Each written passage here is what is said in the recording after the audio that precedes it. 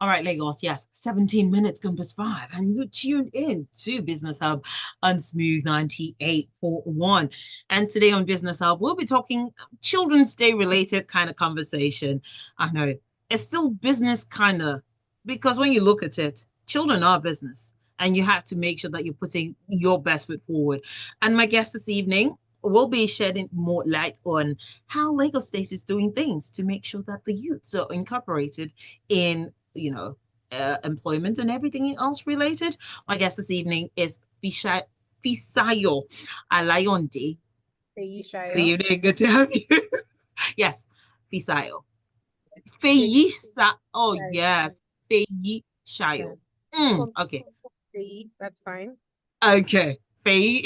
All right. Good to have you this evening. And I like to say happy Children's Day to you because you're Somebody first to tell me.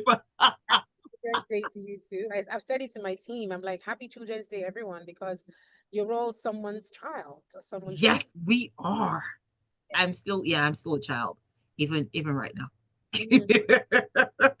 All right, Lagos. We're talking about how it is important to create employment, especially seeing how when I saw some statistics earlier on today, it was very mind-boggling how we have a lot of out of ch school children in Nigeria. I'm not talking about any other place, but in Nigeria because we're not in a war-torn country. So you would assume that with that we should have more children in school getting the best of education, but yeah, it just is worrying.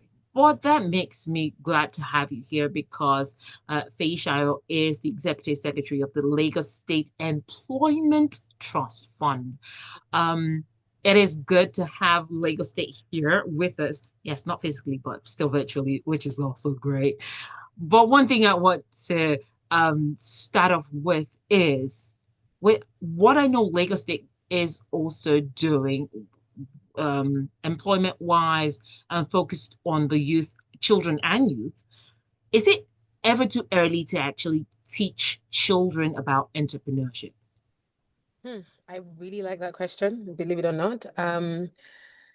The simple answer is no, it's never too early because what are you doing by teaching entrepreneurship?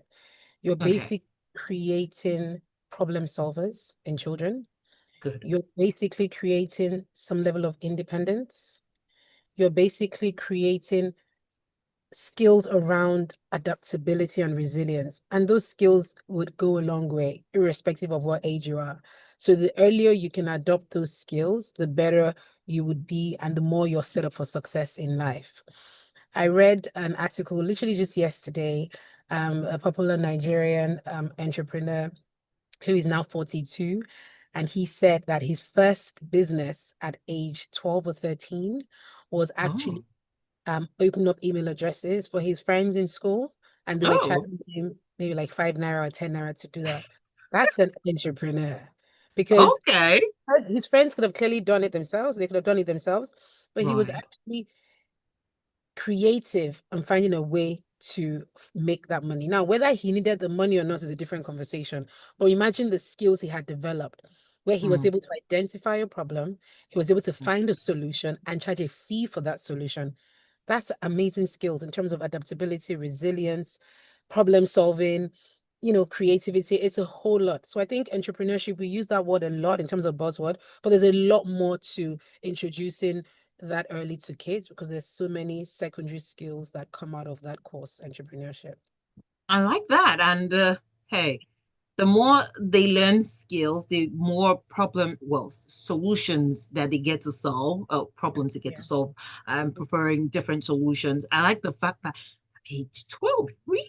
No, I was also impressed. And I'm like, email addresses, those were free. But hey, this is somebody that realized I could charge for this because you don't know what you're doing. That's genius. That is somebody that I want on I my like, team. That's I somebody like. on my team that thinks outside the box and is creative. But guess what? He's solving a problem. He's not a nuisance. So those are life-changing skills that any parent or adult should be happy to pass on to a child, irrespective of what age they're at. Mm, awesome stuff. Awesome stuff. I need to actually go Google that and find. how to tap some more knowledge from him. He's just 42, so I can't even begin to imagine all the things or problems he's trying to find solutions to. Yeah, But oh, true. anyways, Mhm. I won't digress too much. Uh, yeah, talking about youth, especially Nigerian youth, we find it's alarming where the unemployment rate is. Mhm. And it seems like the Nigerian youth unemployment has pushed a lot of young people into sole proprietors, being sole proprietors. And mm, it makes me wonder sometimes if this is a good or bad thing. What do you Mm. say? Okay, so right now I'm not an entrepreneur. I was an entrepreneur and now I'm working for somebody. Sorry, I'm working for somebody, so I'm an employee. Okay. Then they also I have friends who have purely been entrepreneurs. They've never worked for somebody. So I don't think the question is it a good or a bad thing? I think the Okay. question is, are you gainfully engaged? Whether you're working for somebody Hmm. or whether you're Okay. actually doing your own thing, it's absolutely fine. As All long right. as you're adequately engaged, that means you're able to use your brains, use your hands, use your feet, and generate a lifestyle or an income for yourself. And the reason Mm. I'm stressing this is there was a generation before mine, particularly my old man. He'll say things like, "Oh, you need to work for somebody to learn certain Yeah, and the skills." skills. Right. Absolutely agree with that. I don't disagree with that. But I have Mm. friends who haven't worked for anybody else, but they identified that for me to make a success of my business as a sole proprietor, I need an advisory board. I need a mentor. And they've identified that where I can't gain those skills from working for somebody, I can fill that gap by getting a mentor. So I always say to every young person I meet, irrespective of what industry or in what sector you're in, whatever you choose to do, please have a mentor.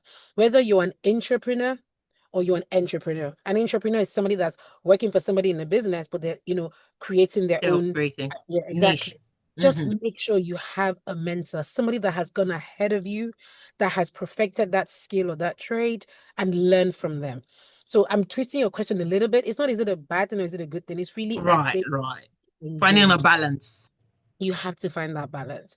And I keep saying to young people, it's never too late to learn, unlearn, relearn. You can never stop growing. So even as your sole proprietor or your boss babe or a boss, there's somebody that's learning and doing something better than you. So you can only get better by having a mentor who has gone ahead of you. I can teach you how to own that skill, how to master that craft, and hopefully deliver more value for your business or scale your business. So please don't shoot the supervisors in the foot. I think there's very long if you're gainfully engaged. Okay. I'm see, I'm all happy for anyone who is starting out a business because that means you found well, a solution to a problem that Exactly. someone else didn't think of, and you were thinking outside the box. So for that, I applaud you. And And please, to be honest with you, even if somebody has thought about it, that's okay. It means because think about it, there could be a service, there could be a product. Someone has thought about it, but they're not deploying that product a certain way, or they're not delivering the service to this segment of your community. You can go in and hmm. do the thing. No one, as long as there's no trademark on the solution or anything like that. But I Okay. always, you don't have to have the big ideas in solving a problem. You could be providing something that exists, replicating it to your niche community or your niche society, So just thought I'll chip that in there as well. Oh, awesome stuff. Thank you so much for highlighting that. And talking about that, I know that Lagos and Abuja have continually been the um s- I would say the places or spots where people are always looking out for opportunities. Is that they're going to Abuja, they're coming to Lagos. Mhm. Um Another place I'll think of is Port Harcourt, but Mm. it seems like these are the particular places or cities where people go to search for job opportunities, especially where the youth are concerned. Absolutely. And it makes me wonder, Mhm. Lagos already has something going and we see where it's at. How can other states replicate this and also compete with this job market? So Lagos is not the only place where it's packed with lots of individuals trooping in. I'm not saying it's a bad thing, but I'm just saying, how can other states compete? What do they need to do? Yeah, so I don't even think it's competing, to be honest, because the more people we have off the streets, the better Nigeria is as a whole. But I think what the other states could do is find opportunities that help the youth to stay, like find those sticky opportunities that help them stay where they are. And to be honest, Right, it's not even a charge for the other states as well, it's a charge for us in Lagos State. We had I think this year alone, we've had two states come and have meetings with us where they want to replicate what we're doing at Lagos State Employment Trust Fund in their state. And quite right, simply, it's not like we're doing anything special. It's just that we found a way to create opportunities through partnerships, whether it's on the private side or the public side, to create these right. job opportunities. And I'll go through very quickly what those are. But Okay, then we then say to them, you know what? We can then transfer that knowledge, that skill, that structure of what we've been able to do so you can replicate it in your state. right. That way your own youth stay where they need to be. I don't know if I'm saying makes sense. So No, it does. it's a collaborative effort. That's why I said it's not even competition, to be honest. It's not Because competition. whilst the state is saying, oh, youth are coming in from other states to Lagos State, I'm like, Hmm. well, they're doing that because the opportunity is not there where they're coming from. So why don't we work with that state to get those opportunities so they stick? So very simple. What we've tried to do is we tried to survey the land of entrepreneurship, the ecosystem, and ask the Right. pertinent questions. What are the problems that entrepreneurs face today? And they're very straightforward, to be honest with you. And that's why, if you can see there, those Yes, the issues, programs, I already see they them. form our programs. Loads. I always say That's like the this first one.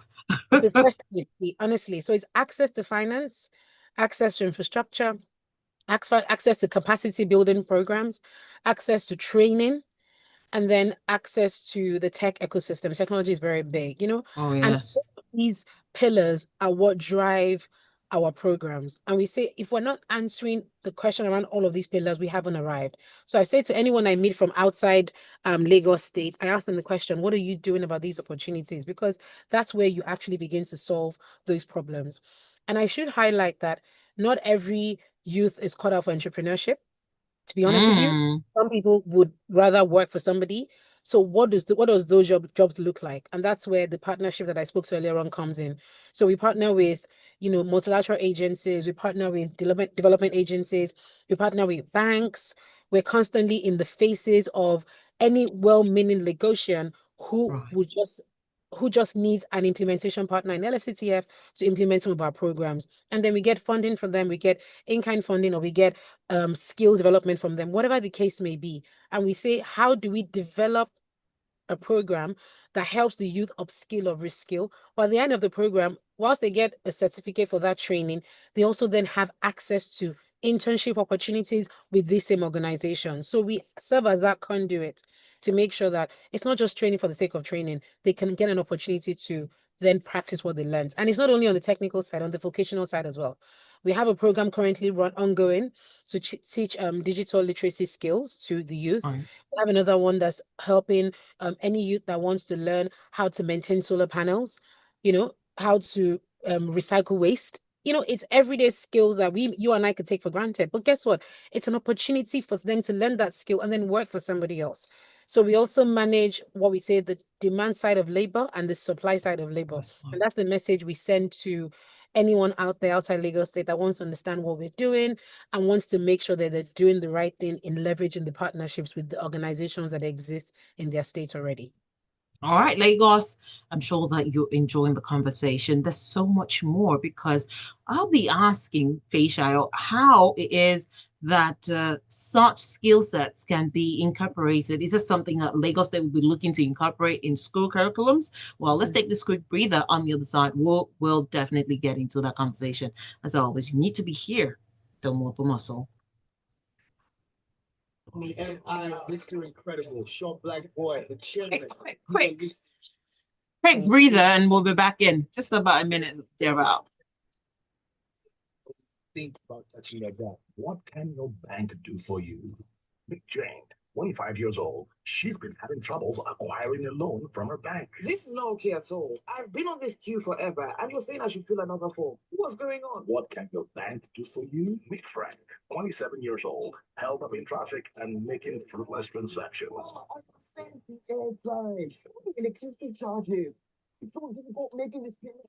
Introducing Suffree, a lifestyle digital bank that's designed just for you. With one click, you can make easy and fast payment transactions, pay bills, and even acquire easy loans. Hurry and download the Suffree app on your Play Store and visit suffreesuffree.com for more information. Suffree, borderless banking. Please don't stop the music. Don't stop the music. Tools and tips for a successful business. An atmosphere for our young people to be creative, innovative, to participate in the ICT revolution. Business Hub on Smooth. Stay tuned.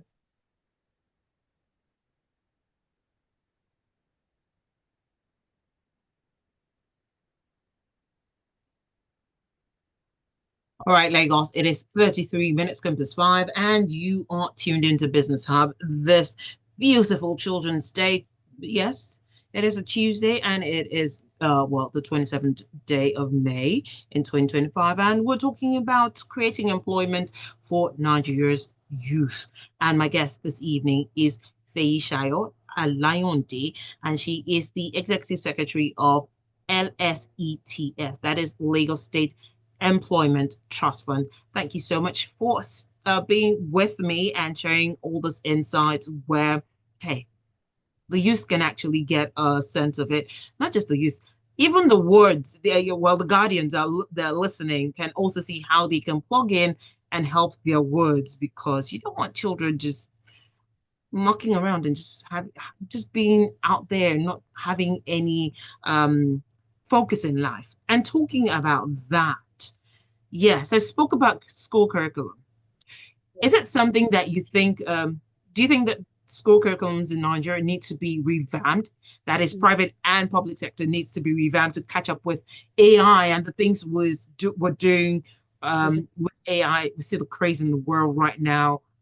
How do you think we can make that work? I know that during COVID, Lagos State was productive. Oh, well, they were proactive in this one. I saw, yes, how they were making sure that students weren't left behind. But now we see that it's beyond that. How can we make things move on?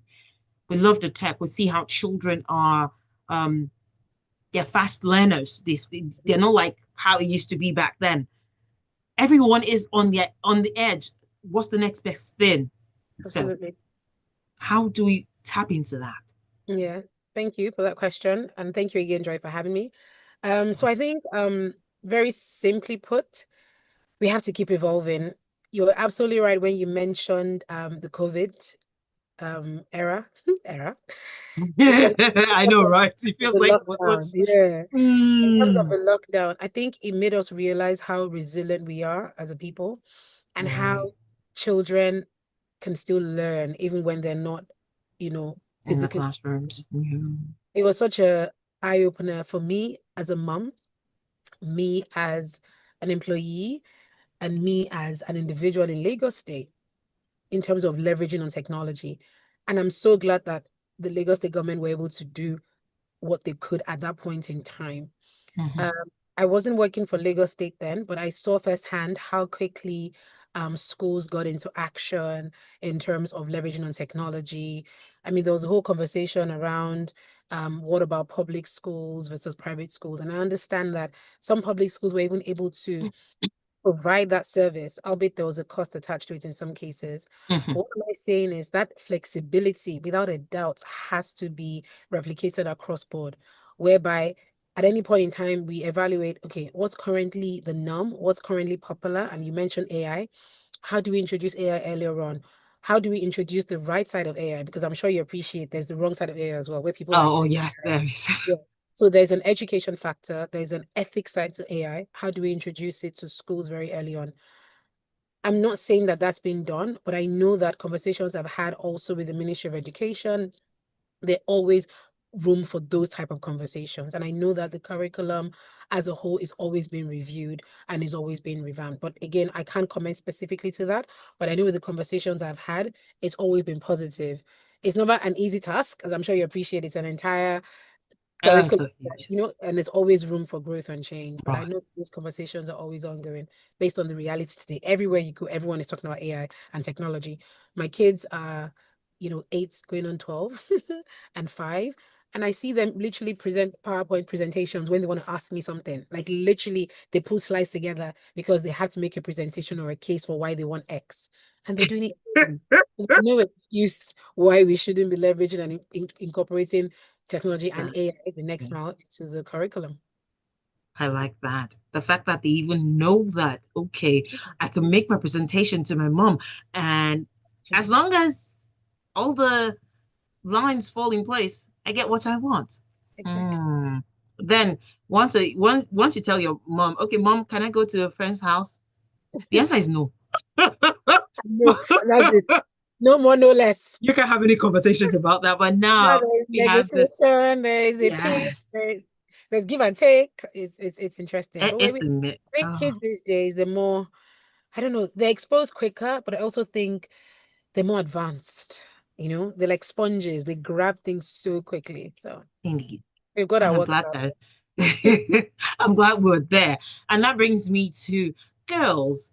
And I see them in this STEM field. Are we seeing enough girls and women in this field? And I say this because, hey, I once tried a program out. I'm not proud to say this, but I got to go through the entire thing. What I was was the like, oh problem? my goodness. Was it an Am I online sure? thing, or was it Yeah. a No, oh, like it was hybrid, it was but hybrid? it was a whole lot of work.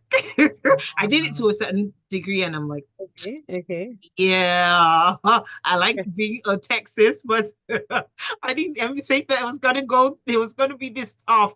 Yeah. Having to code and all that, just it sounds so exciting. Oh, okay. You think Mm, it's a walk in the park, but oh no, not, you're not. putting the work. Mm. And it makes me wonder, how can we make this so interesting for a girl child? I'm not saying the boy child doesn't need it, but we see more boys pushed into, I don't want to use the word pushed, but we see them more excited wanting to go into tech. And the girls just seem like, oh no, it's too hard, it's too difficult. Yes, hands in the air. Mm. It just felt like it was too much at the time. Maybe I had a lot on my plate. I'd have to give myself that. Well, And give yourself not have grace, possible. right. I intend to try and see how I can finish the program. Yeah, so something that you can always go back to. So I'm grateful for that. But how can we see more girls in this space without them having to cower? So STEM is obviously science, technology, engineering, and maths, right? Math, yes. So I think it's definitely improved. I'm not a major in STEM or anything, but I know that when I was in university, you'd have like 4 or 5 girls in an engineering class of like 30, 40. And I know friends used to complain. But I know that since then, there are a lot more girls in that space that are doing STEM. But one thing I think is that there's definitely room for growth, because there was an event I had attended I think 2 3 months back, and they were speaking about this whole conversation around mentors, that they need more female mentors owning the charge to make STEM cool for young girls. Right. So the point was, we've come a long way, but there's still room for growth, because in a classroom of 20 30 kids, maybe 40% are girls in terms of Mm. STEM. So it's not yet at 50-50, but apparently it's grown incrementally. There's been an increase. So there's still room for that.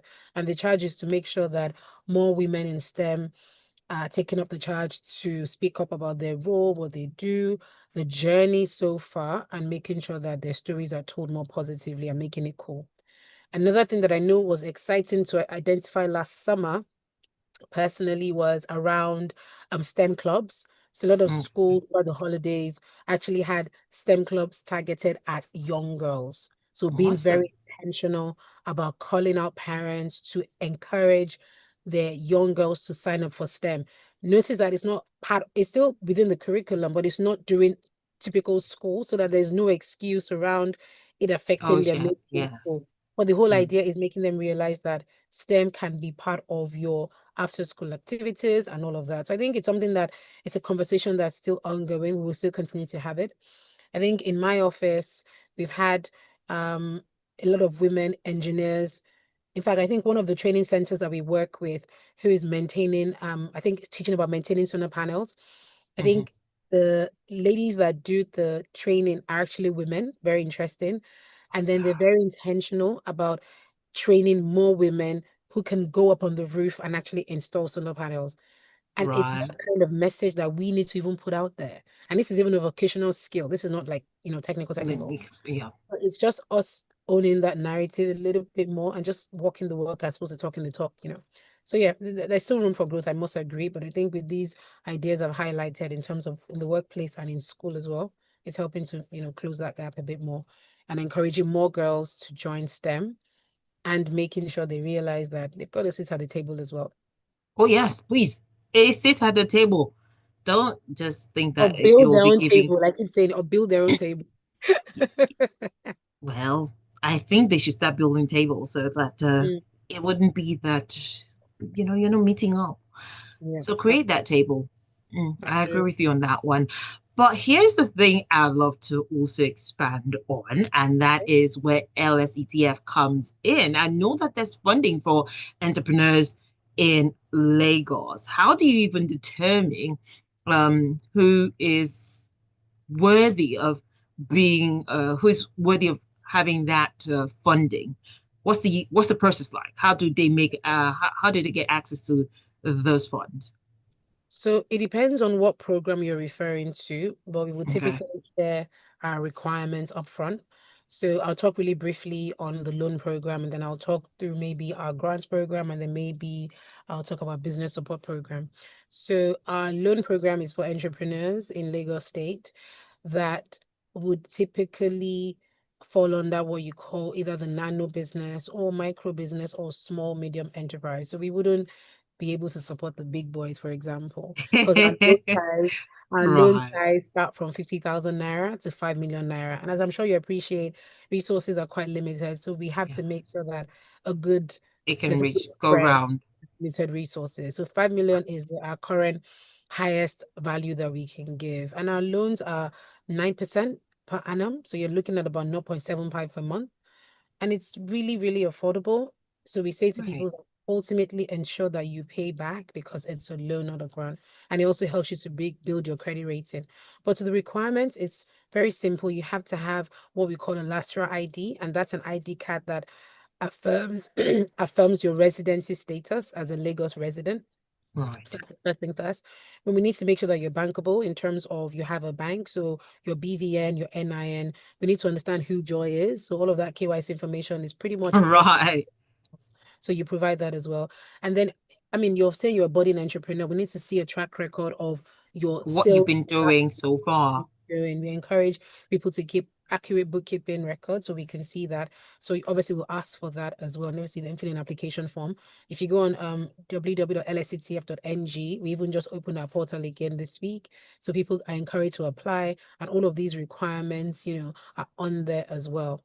I would say that we also ask for a tax ID, and it's very simple. We don't need to know.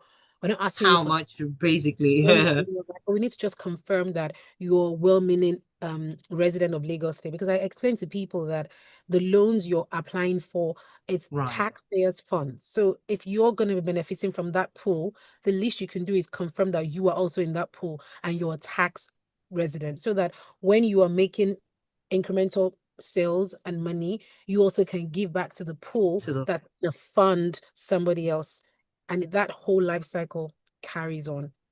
So that's for the loans program. Very right. close thing to that is the business support program. And I think this is one that we're very passionate about, because we say that it's not every entrepreneur that has an issue of access to finance. Some of them just need structure. How do I structure my business? I Right. need access to a mentor. I need access to capacity building programs. I need access to digital literacy tools, financial literacy, you know, the access to market. How do I get my products out there? So all of these form under our business support program. And it's very easy. If you go on our website, you can just apply to any of our master classes or advisory sessions, absolutely free. You just need to make sure that, again, you're a resident of the state and you have Right. a budding business, and that's it. And you have access to all of these things. I should Awesome. plug our volunteer network. We have about over 100 well-meaning volunteers who want to give back to Lagos State residents, and they partner with us to provide a particular skill free of charge. They are subject matter experts, and they'll say, look, I'm happy to give free literacy skills on Awesome. how, to run your business, or how to do accurate bookkeeping, how to use a particular tool for digital literacy, whatever the case may be. We actually work with them to give this training. So again, there are not that many requirements, but they're all available on our website, www.lsctf.ng. And then I had mentioned grants as well. We don't have any currently open, but when we do showcase on our social media handles. Just type LSCTF, Lagos State Employment Trust Fund. I would highlight what those requirements are. But what's uniform across board is that you have to be a Have to have resident of the state. the last risk. Okay. Tax ID. You have to have your tax ID. You have to have BVM, because we need to know who you are, and you have to show some level of commitment, whether it is your bank statement, whether it is your track record of your business, or a certificate that just shows this is my skill, this is my craft, I need access to XYZ funds. So that's pretty much it in a nutshell. I wish we could keep going on. I'm enjoying the And if you let conversation. me, I I will don't keep going. If you let me, I'll keep going. But yes, I absolutely agree. But all of that information I had shared, you find that on our website or our social media handles. So people are welcome to explore further if they need to ask more questions. So my final question, in a minute or less, Okay. how can we effectively create jobs for our future leaders? That is the children, because Okay. that's what the theme of this year is. Really. Yeah. Yes, it is, honestly. And happy Children's Day against all the children out there. Honestly, everyone's a child. But yeah, in terms of creating jobs, I think collaboration. Honestly, as a government, we can't do it alone. We would always look to partner with women in negotiations to create those opportunities, whether it's in agriculture sector, whether it's in construction, whether it's in technology, whether it's in renewable energy, just making sure that we can work together to create those job opportunities. And even in that, it's also making sure that whatever skill is relevant for that job, we make sure that that skill is available to the youth and the underserved, so that we set them up for success to be employable in the future. So that would be my final thoughts in terms of creating those job opportunities for women in Lagosians like you and I. Lagos, you have everything in the palm of your hand. All you need to do is make the proper research, and you will just be walking away with the right information. Thank you so much, Feyisayo, for giving us your time. I know how it is on a regular work day. And then I know that the kids are also waiting. Mommy, Children's Day still Literally. waiting. Yeah, celebrate with them and give them a treat or two. Absolutely. Right. Well, I actually had a question regarding that. How come kids have the holiday and parents don't also have the holiday? Because I it's supposed to know. be. It's so ironic, right? But I guess it's Yeah. acknowledging that the day is for children more than anything. And I think my Yeah. kids also celebrate in the school yesterday. So it wasn't actually a learning day. Well, it was Yeah. learning through play, and they absolutely loved it. So I guess it's just an opportunity to acknowledge the children and the children of us. So Children. yeah. Mhm. Yeah, we're still children. High five to all the Correct. parents who Absolutely. are doing great things out there. So before I finally let you go, yes, I know Lagos. They want to get access. How can they access LSCTF funds, whatever it is, grants? How do they get the information that they need going forward? Fantastic. Remember, I had said our website, so I'm going to say it again, www.lsctf.ng, and you can find all that information regarding the programs that you can see on the site. I love doing that. You can find all that information on there, or you can go on our social media, just type in lsctf.ng. Sorry, LSCTF, Lagos State Employment Trust Fund, and you find all that information on LinkedIn, on Facebook, on Twitter, and Instagram. Those are the ways you can locate us. In addition, I should highlight that our head office is in Ikeja, Billings Way, but then we also have what we call 28 liaison offices across Lagos State. They're plugged into about 27 LCDAs. So if you go to your local community, or your local government, you should find an LSCTF liaison office there, and anyone should be there to help you and answer any of your questions. So those are the ways you can get in touch with us. Thank you. Awesome stuff. Lagos, I'm sure you've gotten all the information that you need. However, the knowledge never ends here. You can always take it with you. As you know, we never ever stop sharing information. However, this is where we draw a curtain on Business Hub for today. But there's so much more lined up for you here on Smooth 98.1. Not just music, but great conversations.